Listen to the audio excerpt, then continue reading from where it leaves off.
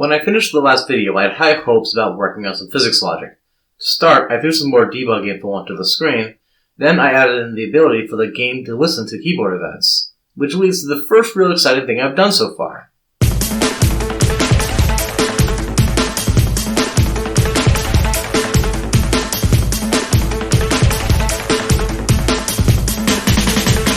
Okay, maybe not that exciting, but it feels good to be handling some user input. As I began to plan the physics logic, I realized the code was very static. What this means is that all the code I've generated so far is pretty much single use. This isn't an ideal situation because I want the code to be as reusable as possible. In general, with a project like this, writing modular code will reduce a lot of heartache down the road. There is a slight increase in the level of effort when keeping the code modular, but it does pay off. So if I'm not doing any of the physics, what am I doing? What needs to be done is to separate the different methods of the game processing so they are independent of each other. Put simply, I need to wrap up the code not tied directly to the looping behavior and extract it. Right now, the main loop contains code that does all the timing, logic, and rendering. This isn't a good practice because it gives the loop too many responsibilities. Because the main goal of the loop is timing, I'm going to extract the logic and rendering. Starting with the logic processing, I set up the game code so I can externally define the updating function. The best way to test if the logic processing works is to add in some user interactions. I'm not going to get too involved at this point, so a basic left-right would work fine. Because the logic functionality is now external to the game loop, I need to pass in values that the update would have originally had access to. To remedy this, I'm creating a GameState object which stores all the information about the game at a current point in time. The GameState object is passed into the logic code, where it is updated before being passed on to the renderer. By passing the list of pressed keys and a GameState value, I can calculate movement on the box. With the logic now processed outside the main loop, the GameState helps persist the state of the game through the loop. If I were so inclined, I could store GameState values and replay them by running them in order through the renderer. I have thought about this to possibly perform some playbacks, but that isn't something I need to consider at this point in time. This is an interesting idea, and I would like to approach it again at a later point.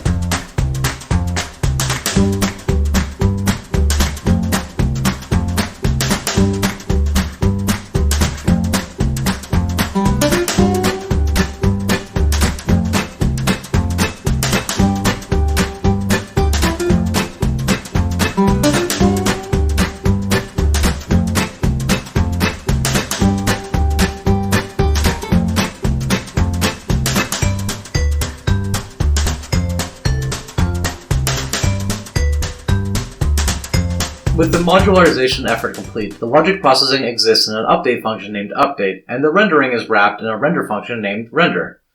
10 points for originality. This cleans up the code, but also allows me to add more functionality without affecting the main loop. The main loop code I want to touch as little, or if possible, not at all. There may be occasional updates, which I do expect.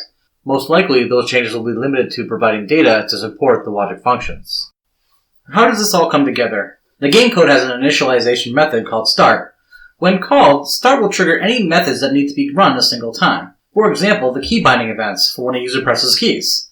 If an event like this were in the main loop, it would be bound every time the loop ran, so eventually a single key press would trigger thousands of events. We don't want that to happen, because eventually the game would no longer be able to keep up with all the called events. We don't want something like that to happen just in general. That's why this particular action is only called when the game is initialized. When the initialization process is complete, then the game loop is triggered and begins running. That's when repeating elements such as update get called.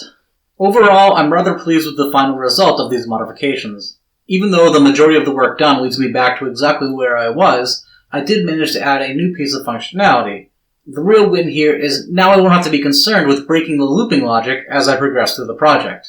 As a little something extra while producing this video, I thought it might be interesting to show an example of the frame speed logic in action. In this example, I'm cycling through a variety of frame per second values. Every second, the speed changes, starting at 5 frames per second, moving to 15, 30, 60, 120, and finally 240. When the frame speed hits about 240, the steps show a noticeable increase, and then at 240, the clamp is hit. Because of this clamp, we safely avoid the spiral of death at the cost of smooth animation. Once the frame rate drops back down, the logic process speeds up again, and we see the steps decrease. Even at 240 frames per second, I still had to add a fake load to slow down the processing for this example. If forcing a heavy process load for an example is my worst issue on this project, I'll take it. At this point, I've managed to get a lot of good work done, and I'm going to call it a day. Moving forward, my goals are going to be slightly less ambitious. I feel I'll disappoint myself less if I hit some sort of obstacle that slows down my progress, and if I set a shorter goal and pass that, it'll be a pleasant surprise. Otherwise, I'll be right where I expected. With that in mind, my goal in the next phase is to get a basic map design. It's a game, of course, and players need to see and move. A red box on the screen isn't going to wow anyone. I do have a few ideas in mind on how to manage this, and I'm looking forward to trying them out. I'm pumped to get moving on to the next section, but that's it for now.